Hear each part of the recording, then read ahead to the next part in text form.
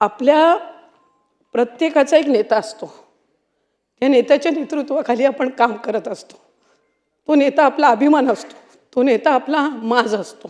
ते चांगल्या पद्धतीनं माज असतो. हा आमचा रुबाबदार नेता चालत यायचे. तो रुबाबदारपणा बघून आम्हाला अभिमान वाटायचा.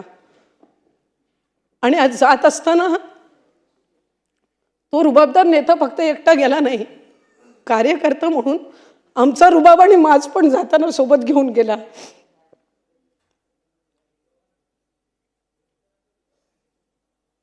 आज सुनेत्रा काकींच्या रूपाने आम्ही त्यांना पाहण्याचा प्रयत्न करतो.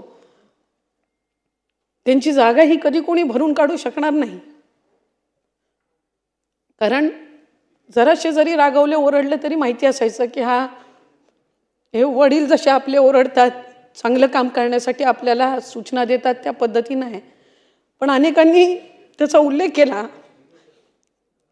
की ते थोडं ओरडून बोलले म्हणजे आपलं काम झालं, किंवा आपल्याला आणखीन चांगल्या पद्धतीनं काम करण्याच्यासाठीच ते त्या ठिकाणी आपल्याला बोलतात.